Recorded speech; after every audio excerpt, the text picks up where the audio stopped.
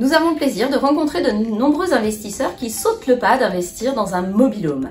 Ils nous interrogent sur l'intérêt de cet investissement et notamment des sujets qui sont liés à la récupération de TVA.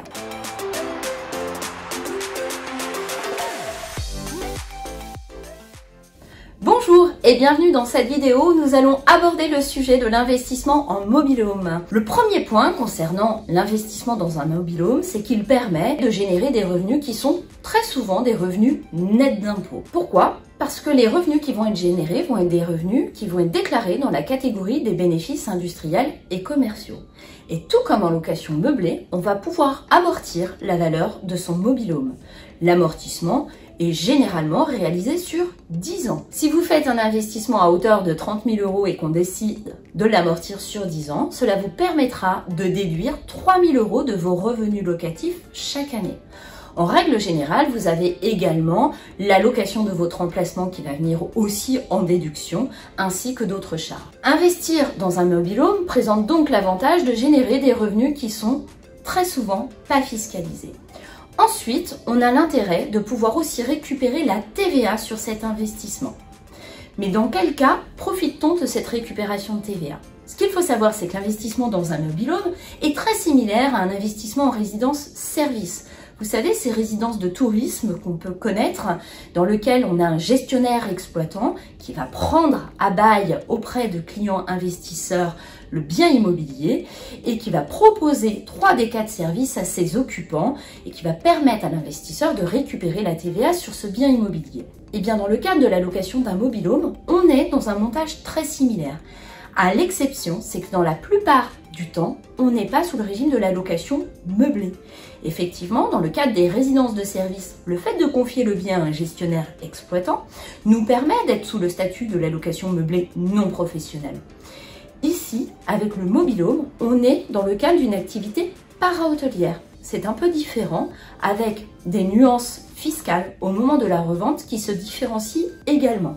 Nous avons d'ailleurs une vidéo qui va traiter et aborder de la différence entre LMNP et l'activité para-hôtelière. On laissera un lien dans la description de cette vidéo qui vous permettra de vous éclairer davantage si vous le souhaitez. Pour revenir sur votre achat de mobil-home, le fait de faire cette acquisition, d'être dans un camping qui va proposer 3 des 4 services, va vous faire rentrer dans le champ d'application de la TVA.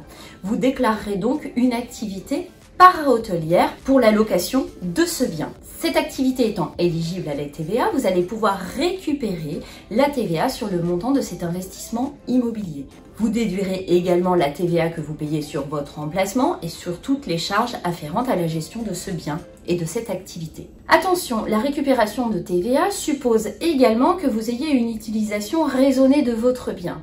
Effectivement, dans le cadre d'une activité para-hôtelière, le fait de récupérer la TVA sur son bien immobilier suppose que vous ayez une limite d'usage privatif à seulement 8 semaines dans l'année.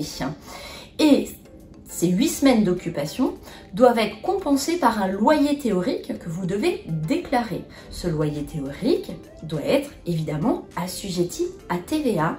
Il est à hauteur de 75% du loyer marché.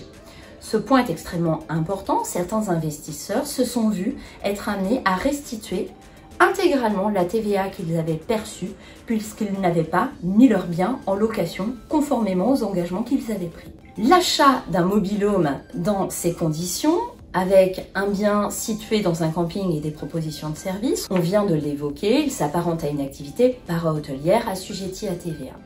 En revanche, l'investissement d'un mobil-home au sens large pose des questions plus larges.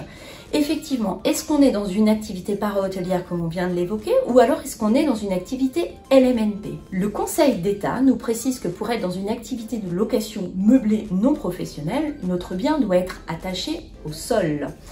Or, le mobil-home n'est pas forcément attaché au sol. Imaginons que celui-ci soit non roulant et qu'il ait une dalle béton par exemple, on pourrait bien comprendre qu'on est dans une activité de location meublée. En revanche, si celui-ci devient roulant, eh bien, dans ce cadre-là, on n'est plus dans une activité de location meublée non professionnelle, mais dans une activité de location meuble de droit commun. Cette notion est donc extrêmement importante puisque comme on le voit, en fonction de la manière dont on exerce cette activité avec cet investissement, eh bien on peut se retrouver soit dans une activité para-hôtelière, puisqu'on est dans une location avec un camping éventuellement, ou un prestataire mandataire qui va proposer 3 des 4 services, ou alors on va se trouver dans une location LMNP parce qu'on va avoir un bien qui va être rattaché au sol, mais qu'on ne va pas être dans des propositions de services et on ne va pas être éligible au sujet de la TVA, ou alors on va être dans une activité de location meuble, et là dans ce cadre-ci, on est éligible à la TVA, mais nous n'avons pas le bénéfice de la location meublée non professionnelle.